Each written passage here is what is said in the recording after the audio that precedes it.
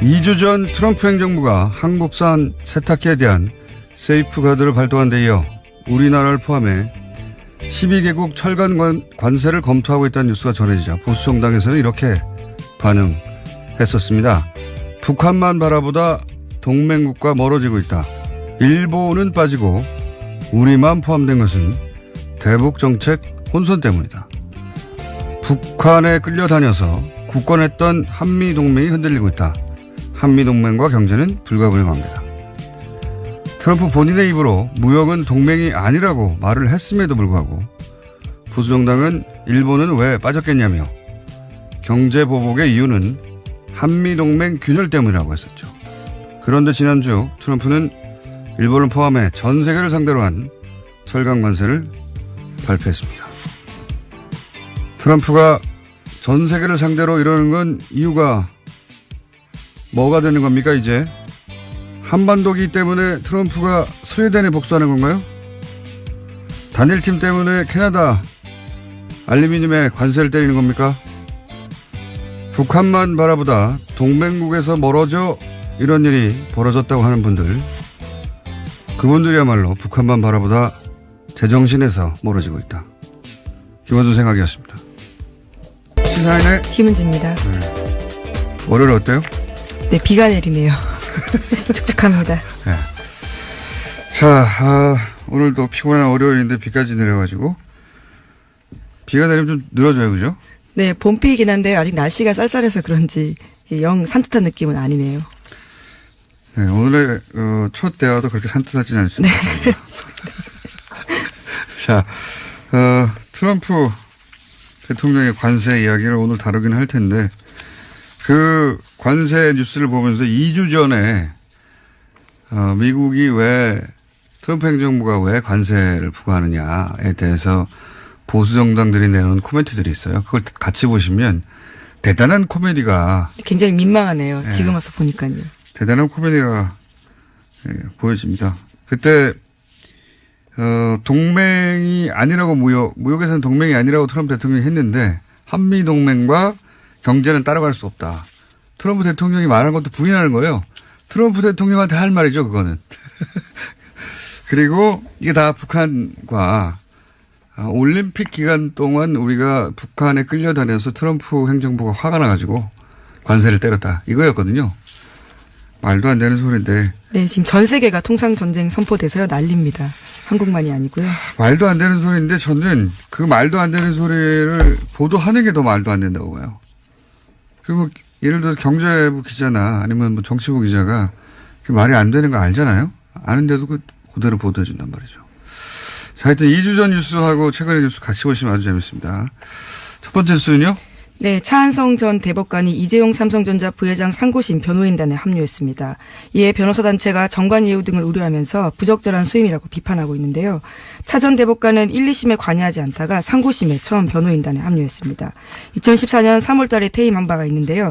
당시 다음해 3월 달에 개업 신고할 때도 정관 예우 논란이 있었습니다. 대한변호사협회는 그것 등을 걱정하면서요.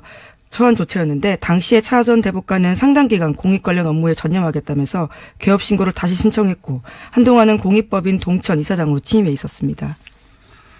이게 이제 대법관이면은 법관으로서 끝까지 간 거죠. 네, 네, 그렇죠. 끝까지 간 것이고 사법부 내에서 이제 가장 실력 있고 존경받는다 이런 의미라서 다른 나라에서는 대법관까지 가고 나면은 법정에 다시 서서 후배 법관들 앞에서 싸워야 되는 거잖아요. 예.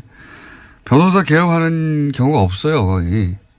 우리나라뿐만 아니라 법으로 금지하는 게 아니라, 그렇잖아요. 자기가 평생 대법관까지 간 다음에 다시 자신의 후배 법관들 앞에 서가지고 검사하고 법률적으로 다퉈야 되는 거 아닙니까? 네, 또 그리고 본인이 평생 쌓아온 실력과 소위 몸값이라는 것도 공익적 차원에서 발현된 것들이라서요. 사적으로 사용하는 게 맞는지에 대한 비판들이 계속 있었습니다. 법으로 금지하지는 않지만 안 한단 말이죠. 근데 우리는 이제 그러니까 평생 사실상 공무원으로 살다가 돈 벌 찬스가 왔다 이렇게 보는 거죠. 예, 그래서 이런 얘기는 오래전부터 있었고 전건 얘기 나오면서 대법관들이 점점 이렇게 안 하고 있는데 그러니까 이 사안은 전직 대법관의 전직 대법관 개인의 직업적 윤리의식 이런 차원에서 다룰 일이 아닌 것 같고 이 경우는 그렇잖아도 막강한 삼성이 그렇잖아도 막강한데 현직에 있는 대법관과 4명이나 겹치는 가장 최근에 사실은 관둔 대법관을 꼭 찍어서 굳이 쓴다는 겁니다. 이거는 삼성 뉴스라고 봐야지 전관 예우 뉴스라고 보면 안 되는 거죠.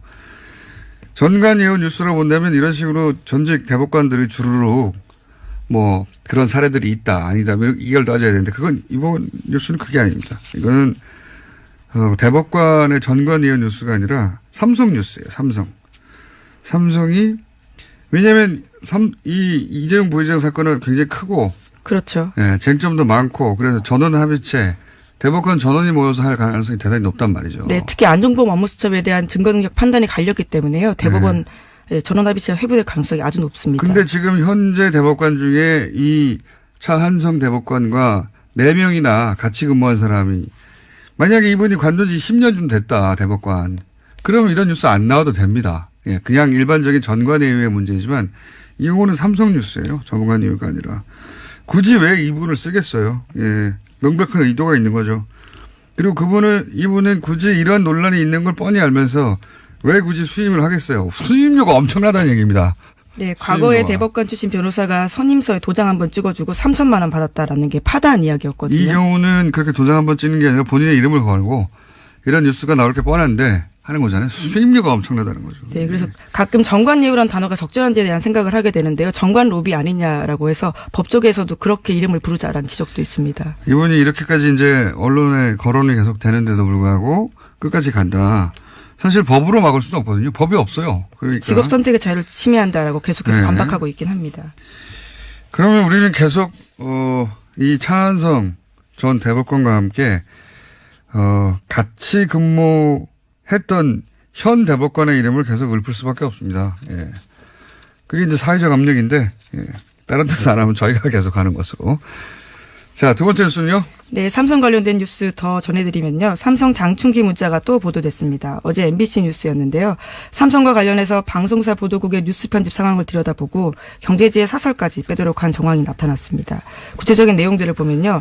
방송 3사 모두 제일모직 상장 관련된 기사를 쓰지 않도록 했다라면서 사장님, 방송은 KMS 모두 다루지 않겠다고 합니다. 라고 했고요. 실제로 지상파 3사 메인 뉴스에서 제일모직 상장 소식 나가지 않았습니다. 뿐만 아니라 경제사설은 빼기로 했습니다. 라면서요. 특정 신문에서 사설이 빠진다라는 내용도 보고했습니다.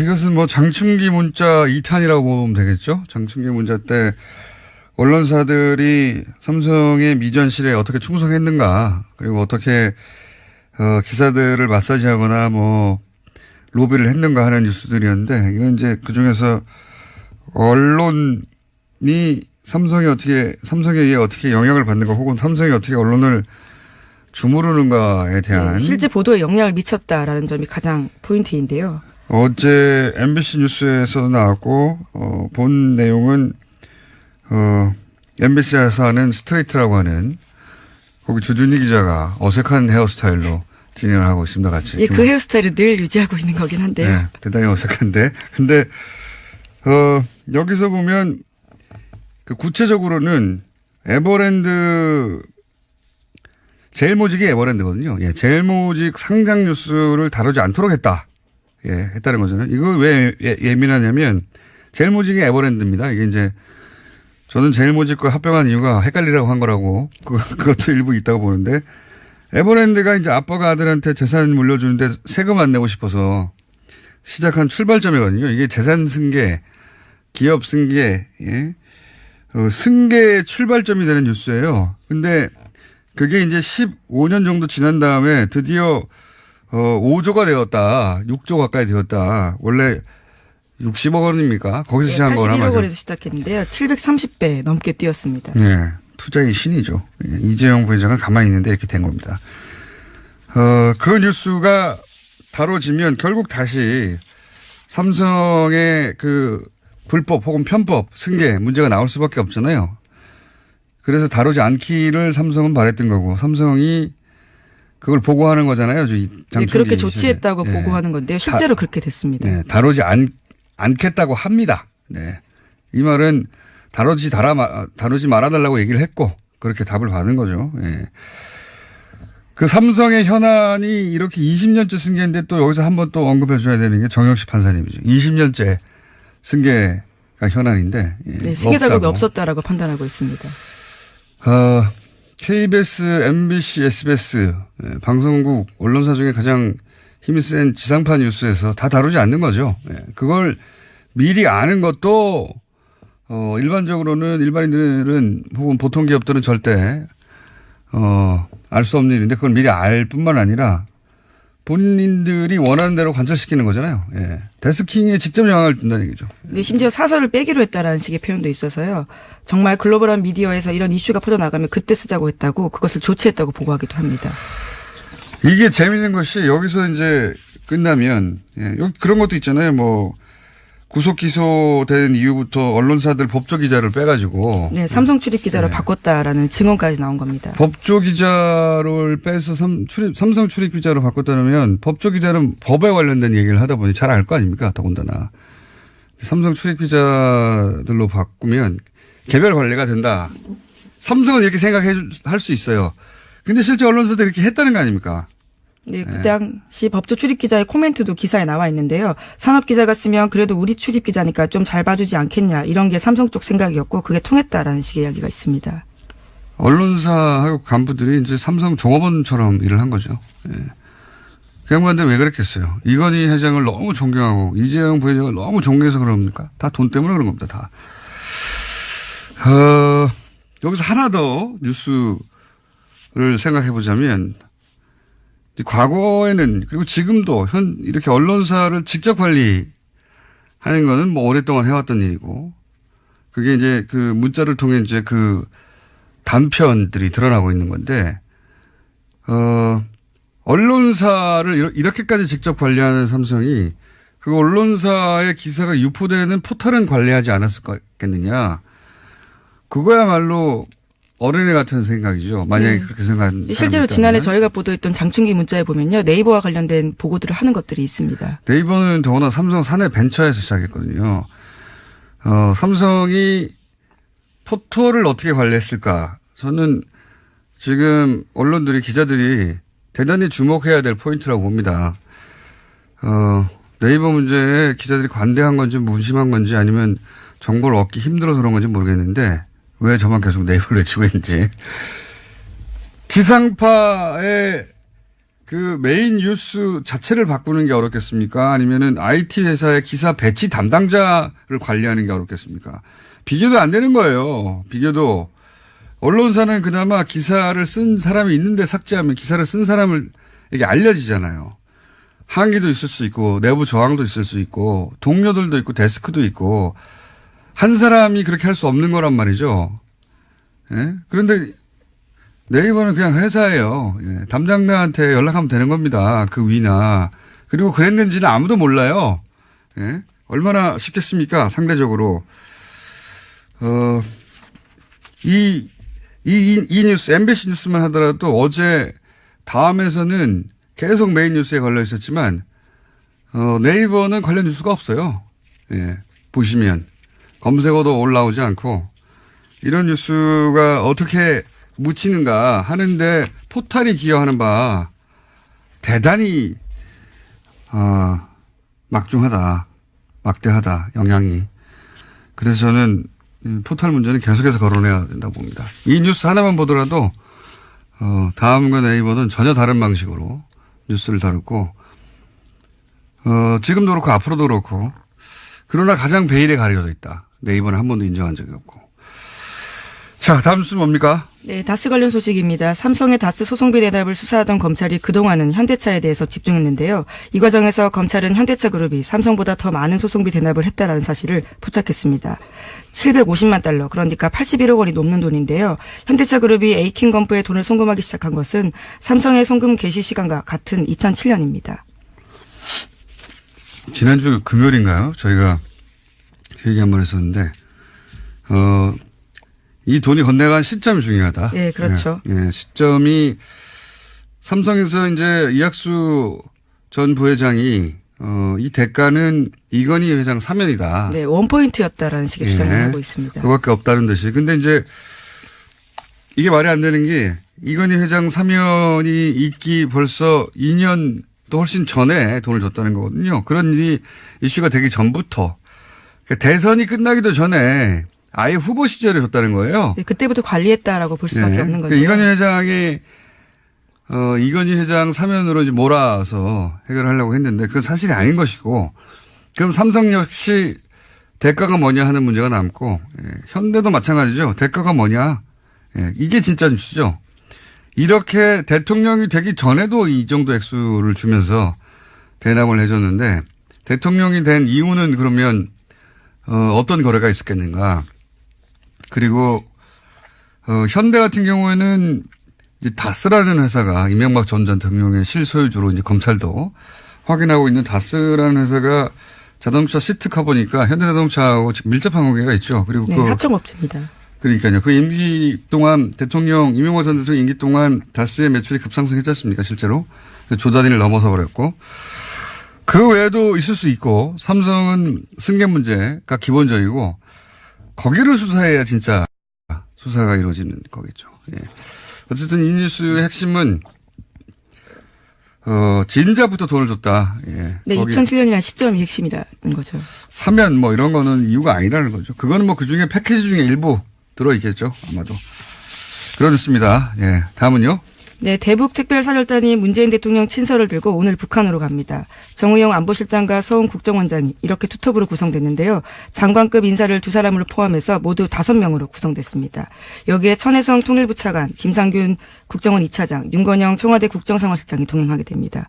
오늘 오후 특별기를 타고 서해 직항로를 이용해서요. 1박 2일 일정으로 방북합니다.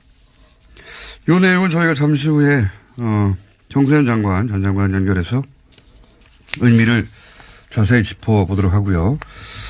관련 뉴스가 트럼프 대통령이 뭐 또다시 김정은과 직접 대화할 수 있다 뭐 이런 얘기도 어디서 했더라고요 보니까. 네, 현지 시간으로 3일인데요. 언론인 단체에서 주최하는 만찬에서 한 이야기입니다. 긍정적인 일들이 벌어지고 있는 것 같다. 우리는 만남을 가지게 될 것이고 어떤 긍정적인 일이 일어나는지 보게 될 것이다. 라는 이야기도 했고요.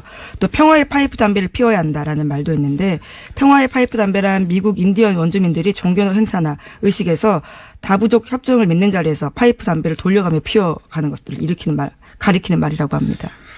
요 언론인 단체 행사가 가끔 외신에 나오는데 원래 기본적인 성격 자체가 오프 더 레코드 내지는 가볍게 농담하는 쪽의 그런 성격의 자리예요. 그래서 이게 농담이냐 아니냐 뭐 이런 얘기 하는데 내용 자체는 사실로 보입니다. 내용 자체는 비꼬거나 아니면은 뭐 비유적으로 말을 한 게 아니라 그냥 그대로 말을 한 거거든요. 연락이 왔는데 있을 수 있다. 네. 다만 자기 자신에 대해서 미치광이라는 표현을 쓰긴 했습니다. 이건 이제 자기를 미치광이라고 부르니까 그런 말도 이제 저도 기사를 읽어봤는데 미치광 그러니까 나하고 직접 대화하게 되면 이제 미치광이라고 불리는 건 이제 그쪽이 될 거다. 예, 김정은 위원장을 일컫는 말인데요. 이게 이제 자기한테 매드맨이라고 하는 거를 나하고 김정은이 만나면 미친광이라는 말은 김정은한테 갈 거다. 이게 자기 자조적인 농담이 빵 터지는 미국식 이번 건데 여하간 저는 트럼프 대통령이 그 엄청난 자기의 덕분에 역설적으로 평화회담을 맺고 북 문제를 해결할 수도 있다. 노벨 평화상 받으려고 이 얘기를 계속 주장하고 있습니다. 그럴 가능성도 있어요. 지금 보면 오로지 자기만 중요하잖아요. 모든 결정이 자기만을 위해서 내리는 거기 때문에. 네, 청와대 백악관 참모진도 전혀 모르는 상태에서 갑자기 발표를 하기도 합니다. 특히 관세 관련된 부분이 그랬었는데요. 그러니까요. 관세 관련해서도 좀 오늘 짚어볼 텐데, 관세 관련해서는 그 백악관 내에서도 반대하는 사람이 엄청나고, 이 발표되는 순간에도 백악관 내에 그 핵심 관련 당사자가 몰랐다는 거 아닙니까? 네, 게리 쿵 국가경제위원장인데요. 그 직전까지만 하더라도 기자들한테 그렇게 가지 않을 거다라는 시그널을 줬는데 트럼프 대통령이 완전히 다른 이야기를 한 겁니다. 보통 이 미국은 워낙 큰 나라고 기본적으로 대통령의 결정이라고 앞으로 내세워지는 것도 복합적인 검토 끝에 그 소위 이제 어느 나라 그렇긴 하지만 시스템적으로 결정하는 거거든요. 그런 다음에 대통령으로 입으로 말하는 건데 트럼프 대통령은 시스템이 어떻게 돌아가든 상관없이 본인이 하고 싶은 대로 하기 때문에 저는 그래서, 만약에 북미 회담이 자기한테 유리하다는 생각만 하기만 하면 할 수도 있다.